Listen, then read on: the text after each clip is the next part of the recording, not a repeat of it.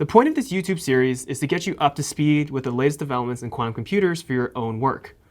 The foundation and focus will be on Qiskit 1, an open source and freely available software development kit that allows you to program useful quantum computational workflows, all the way from building quantum circuits and designing quantum algorithms to submitting them to real quantum computers and orchestrating large-scale complex workloads.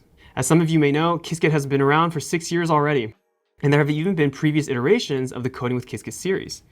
In fact, it was through the first season that I got my start in quantum computing. So it's really cool to be hosting this series now. So why are we back again?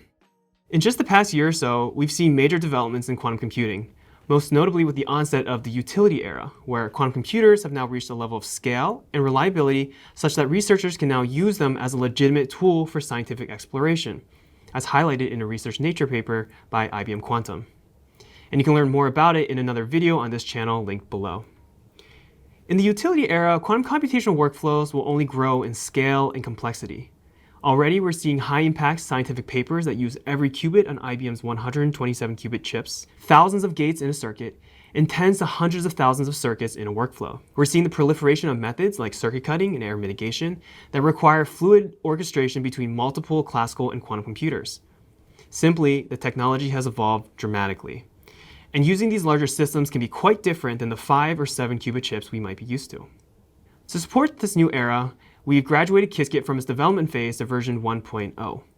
With 1.0 onwards, we expect Qiskit to become much more stable, efficient, and a developer-ready software backbone for quantum computational workflows.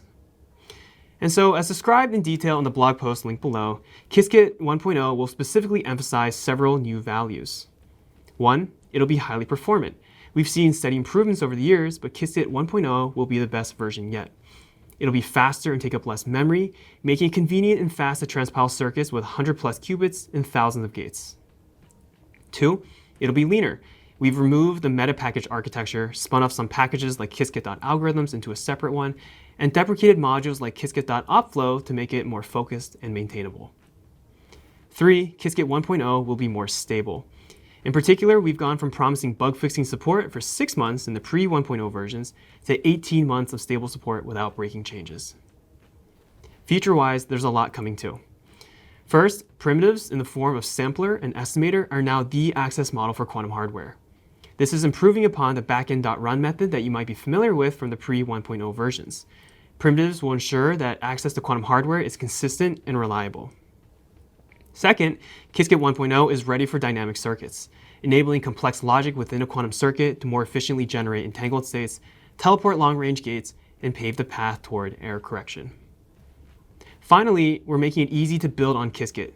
It'll be straightforward to, for instance, build your own transpiler plugin, extend Qiskit's capabilities for your own needs, and share your code throughout the Qiskit ecosystem. We'll be highlighting all of these new aspects throughout the series, but our first stop in the next video will be to install Qiskit. This video will be useful for experienced users and newcomers alike, so be sure to check it out. In the meantime, let us know what you'd be excited to learn more about, and we'll take into account your feedback as we plan the rest of the series. Thanks for watching.